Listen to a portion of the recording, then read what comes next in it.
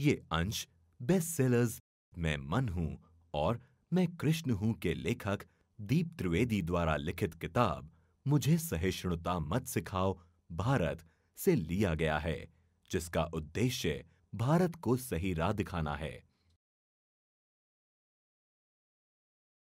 खैर, अब एक नजर पश्चिमी असहिष्णुता पर घुमा लेते हैं। आप जानते ही होंगे कि एथेंस की धरती पर सोक्रेटिस नामक एक व्यक्ति पैदा हुआ था। साथ ही आप ये भी जानते ही होंगे कि उसे जहर चाटने की सजा देकर मार दिया गया था। बताइए, भला क्यों? इसके लिए पश्चिमी संस्कृति की धार्मिक कट्टरता और असहिष्णुता के सिवाय और किसे जिम्मेदार ठहराया जा सकता है? क्योंकि सोक्रेटिस जैसी संतान एक ऐसा ज्ञानी कि जिस पर कोई भी धरती नाज करे, उसे मार डाला गया। अब वे लोगों को सच्ची राह ही तो दिखा रहे थे, और तुम जानते ही हो कि लोगों को सच्ची राह दिखाने हेतु गलत मान्यताओं पर प्रहार तो करना ही पड़ता है। बस वही तो वे कर रहे थे, तथा वो भी ठीक तरीके से। कबीर या दयानंद की तरह उन्होंने कोई करारी भाषा या कड़े व्यवहार का उपयोग तो किया नहीं था। उन्होंने ना तो कबीर जैसे कटु सत्य दर्शाने वाले दोहे ही कहे थे, और ना तो वहां के देवस्थानों को ही हानि पहुंचाई थी। उन्होंने तो बस चंद गलत मान्यताओं का विरोध किया था। फिर भी उन्हें जहर चाटने की सजा देकर मार डाला गया। और शायद आपने ना पढ़ा हो, तो वो पूरा किस्सा मैं आपको बताता हूं। शायद इससे आपको किस प्रकार के व्यक्ति के साथ क्या किया गया था, ये समझ में आ जाएगा। सोक्रेटिस को बात पे बात लोगों से चर्चा करने और उन्हें समझाने का बड़ा शौक था। वे ज्ञानी भी थे और बात भी पक्की करते थे, तथा चूंकि उनकी बातों में सच्चाई होती थी, अतः स्वाभाविक तौर पर वे प्रचलित गलत मान्यताओं के खिलाफ भी जाती थीं। बस इससे धीरे धीरे कर धर्माचारी और शासक दोनों उनसे भड़क गए। उन्हें ऐसी बातें ना करने हेतु काफी समझाया भी गया, परंतु वे अपनी आदतों से बाज नहीं आए। आखिर कोई चारा ना देख उन्हें गिरफ्तार कर अदालत में पेश कर दिया गया। अब सोक्रेटिस जैसे मुंहफट को कटघरे में खड़ा हुआ कौन नहीं देखना चाहता। सो स्वाभाविक तौर पर अदालत में काफी भीड़ एकत्रित हो गई। उधर अदालती कार्रवाई के प्रारंभ में शासक पक्ष की ओर से उन पर लगे सारे आरोप पढ़े गए। आरोप स्पष्ट थे कि सोक्रेटिस प्रचलित परंपरा के खिलाफ लोगों को भड़काते हैं, और वो भी जबरदस्ती पकड़ पकड़ कर। ये सुनते ही जज का पारा चढ़ गया, क्योंकि वो स्वयं प्रचलित परंपरा के कट्टर अनुयायी थे। इसके अलावा वे सोक्रेटिस की हरकतों से काफी कुछ वाकिफ भी थे। इस कारण उन्हें सोक्रेटिस से कुछ नाराजी पहले से ही थी। अतः आरोप सुनाने की ही देर थी कि वे भड़क गए, और भड़कते ही बड़ी कड़क आवाज में उन्होंने सोक्रेटिस से पूछा, क्या तुम अपने पर लगाए तमाम आरोप स्वीकारते हो? सोक्रेटिस ने हंसते हुए कहा, जी हुजूर। जज ने कहा, ठीक है, अब तक जो हुआ सो हुआ। तुम्हारी उन सब गलतियों को नजरअंदाज किया भी जा सकता है, यदि तुम ये आश्वासन दो कि आज के बाद अपनी हरकतों से बाज आ जाओगे। सोक्रेटिस कहां बदलने वाले थे? उनका तो मकसद ही अंधकार से लोगों को छुटकारा दिलवाना था। सो उन्होंने बड़ी विनम्रता पूर्वक जज से कहा, हुजूर, मुझे नहीं लगता कि मैं बदल पाऊंगा। जज ने कहा, सोच लो, यदि तुमने आश्वासन नहीं दिया तो मैं तुम्हें जहर चाटने का हुक्म दे दूंगा। सोक्रेटिस ने कहा, इसमें सोचना क्या है? मैं नहीं बदलने वाला, यह तय है। वहीं आप भी अपने विवेक से निर्णय लेने को स्वतंत्र ही हैं। बस क्रोधित जज ने उन्हें जहर चाटने की सजा सुना दी। सजा सुनाते ही सोक्रेटिस को पकड़कर हवालात में बंद कर दिया गया। उनके कुछ शिष्यों और शुभेच्छुओं को छोड़ दिया जाए तो चारों ओर उत्साह का माहौल हो गया। दूसरी ओर सोक्रेटिस के शिष्य बड़े दुखी और चिंतित थे। वे अपना दुख जाहिर करने या कहूं कि अपना गम कम करने अपने गुरु सोक्रेटिस से मिलने नियमित रूप से जाया करते थे। और वे ये देख आश्चर्यचकित रह जाते थे कि सोक्रेटिस के चेहरे पर सजा का कोई असर नहीं था। उल्टा वे सबको आश्वासन देते हुए कहते थे, पगलों, क्यों दुखी होते हो? जहर देना उनके हाथ में है, परंतु मरना नहीं मरना तो मेरे हाथ में है। चिंता मत करो, उनके जहर देने के बावजूद मैं मरने वाला नहीं। खैर, सोक्रेटिस की इस बात से शिष्य आश्वस्त तो नहीं हो रहे थे, परंतु सोक्रेटिस से इससे ज्यादा बहस करना भी बेकार था। और फिर जहर चाटने की सजा दिए जाने के बावजूद सोक्रेटिस के चेहरे की शांति उन्हें अन्यथा भी सोचने पर मजबूर तो कर ही रही थी। बस इसी असमंजस व चिंताओं के बीच उनके शिष्यों का समय कट रहा था।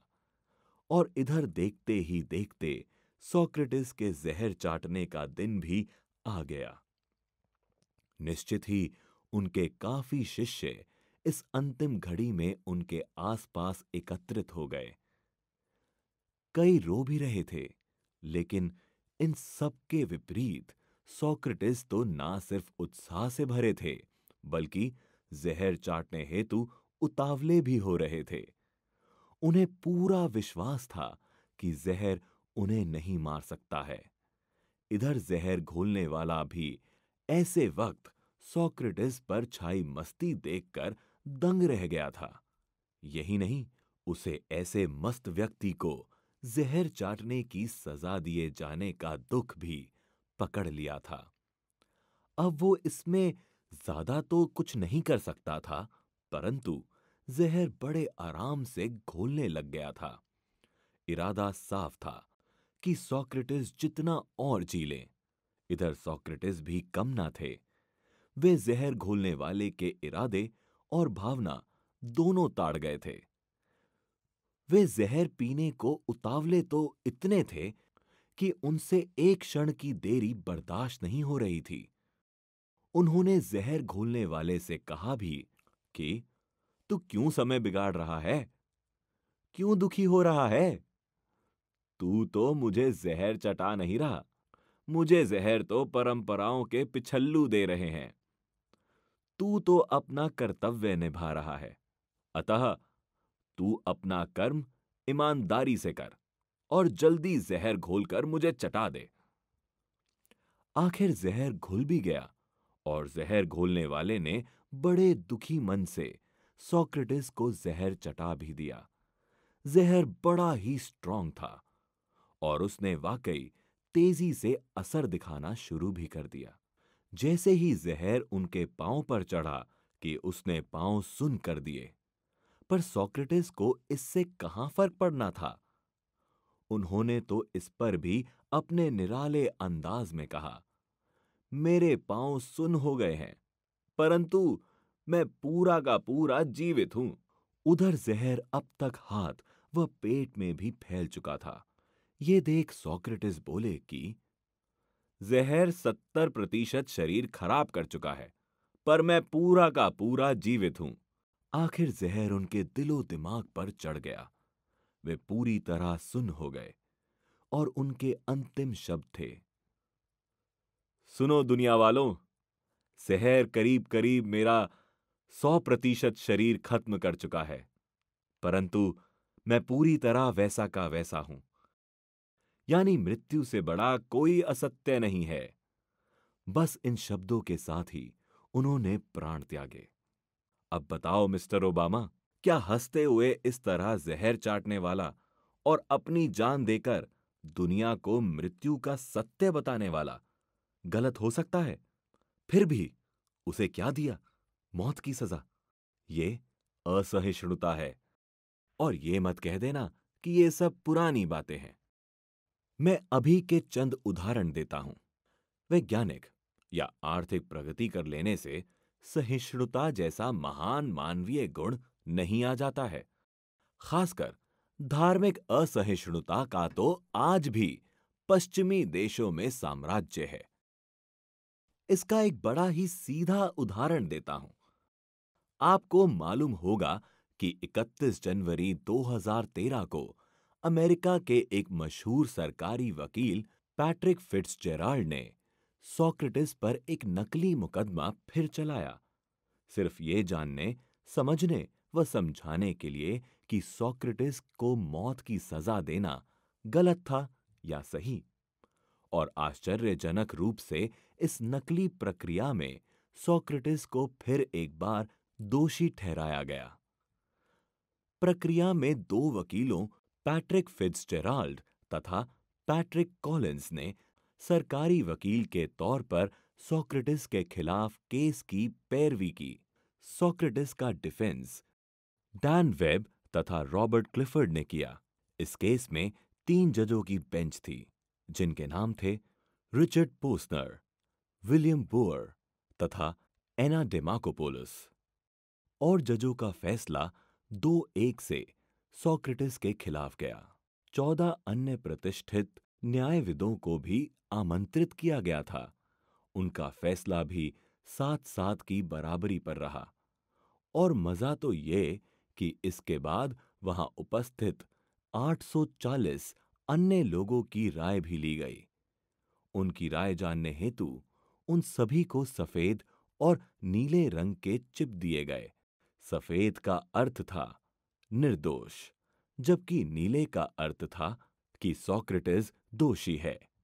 जब एक बैग में इन चिपों को जमा करने के बाद उन बैगों का वजन किया गया, तो नीले बैग का वजन ज्यादा निकला। यानी हर स्तर पर राय सोक्रेटिस के खिलाफ रही। खैर, सरकारी वकीलों ने सोक्रेटिस को दोषी ठहराने हेतु जो चंद दलीलें रखी थीं, वे भी कम दिलचस्प नहीं थीं। उनमें से चंद दलीलों की चर्चा करूं तो वे कुछ इस प्रकार थीं। पहली, सरकारी वकीलों का कहना था कि सोक्रेटिस चाहे जो हो जाए, समझौता करने को तैयार नहीं थे।